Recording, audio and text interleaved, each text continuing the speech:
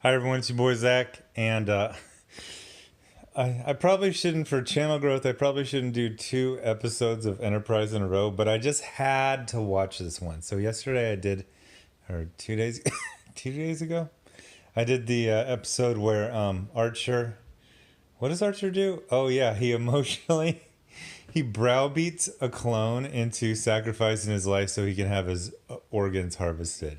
I watched this because my buddy's been binging the show and he likes it, but he keeps bringing up how insane, manipulative, immature Captain Archer was. And I was like, I don't know, I don't really believe that. And then it's actually true. So when I did the one where he basically yells at a guy for being a pain in his ass for not dying, um, this is a couple episodes later, and this is the one where, now this is before Starfleet. Sorry, I think it's called UNSF or something like that. But yeah, so they steal warp coil from a ship and leave it stranded 3 years from home. No, there's not a twist. No, it's not a fake out. No, it's not a hologram program. It's they just rob people. And the thing about this is that it's now there are extenuating circumstances. There's a war and they need to get to point, A or B will happen. But the thing that's so disappointing about this episode and the last one is just how dumb and lazy and manipulative Archer is. He just basically has one thing. He walks around with this hangdog expression, and if he doesn't get his way, he immediately goes to having a tantrum. Now, in the last one, he did it to a clone that he gave permission to be cloned, to organs harvested. But this one, he does it to just some people who are like, hey, we need some help. Hey, we're having a distress signal. He's like, speaking of distress, nice warp coil you got there. So, again, this is before Starfleet, so things are a little rougher. The people in this organization are kind of more like modern humans, but I just kept thinking about my time in the Marines and how, you had some really good leaders and then you had some really bad leaders. And almost the worst thing was when they weren't good or bad, they were just extremely mediocre. And that's what he reminds me of. He just reminds me of like a really mediocre officer that probably wouldn't been able to stay in most military service. He just would have been kicked out. It's like, you're how old is Archer? He's like in his mid 40s. He has tantrums all the time.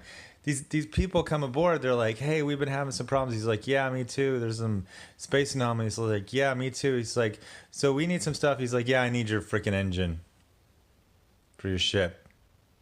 And the guy's just like, well, we need our engine because that's what we need an engine.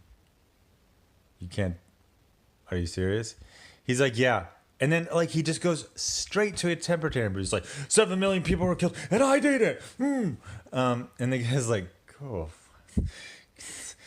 You're the captain? Okay, I'm going back to my ship. So then they basically, now there's some subplots about T'Pol dealing with some addiction to Trellium, which helps her feel human emotions. But then they kind of shoehorn in the worst, most unethical thing. Now, with the last episode that I watched, it was highly unethical and immoral. And they just kind of did it like, can you just die? And then he gave him like this really good speech after he sacrificed himself. But this one, he's like, I'm going to do something unethical. And then every time someone tries to challenge it, he just yells at them and has a temper tantrum. He's like the freaking worst leader ever. So they go there and they steal the warp coil, and then they go back and they just hey, we gave you some trillium and some food. Have fun flying for 3 years straight to get home. One of the things that's so infuriating is, I get it, there isn't a Starfleet Academy. They haven't gone through all that great training. They haven't gone through the very, the selection of the best. It's kind of like a guy who got a job because his dad invented a better version of the warp drive that can go like warp 3 or something. But he doesn't even try to come up with a better solution. When people start challenging him, he just yells at them and they go with the original plan. Like, you couldn't have said, hey, we're going to beam you aboard our ship. You're going to be confined to quarters. And then we're going to take you to the nearest starbase or, whatever. Let you off. And then you can catch a space greyhound back to your home planet. No. And then, like, the writing, it's like they knew this is completely unethical and immoral, so they have, like, the nicest guy there say, you made the right decision. It's like, no, Trip, he didn't make the right decision. He barely made any decision. He's a dummy who just goes with his first plan for everything. Freaking, the shields were down. You could have just hailed them, beamed a bunch of canisters with some sort of anesthetic gas on them, just knock everyone out, and then take the warp coil. Like, there were extenuating circumstances. He could have just said, my planet is at war. I'm commandeering your ship. We're going to do this. We're going to take you here and then let you off. You can contact the consulate if you got a grievance. Like, he didn't even try. They just stole stuff like a bunch of pirates and just left. You don't know. They don't even have freaking warp drive. They got to go on impulse for 3 freaking years. The good thing about having an impulse is if your warp drive dies, you got your impulse.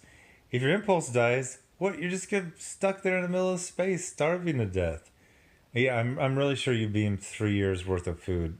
Yeah, okay. Yeah, whatever. It was probably like 3 months, and Archer just either didn't care, or as soon as the math got hard, he got angry at the pencil and broke it. He's like, ugh. So yeah, anyway, Archer's a murderer.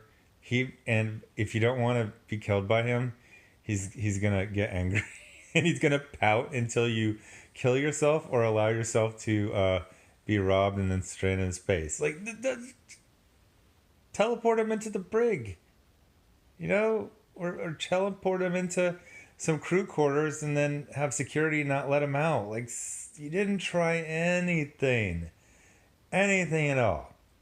So anyway, that's my little short review of Captain Archer.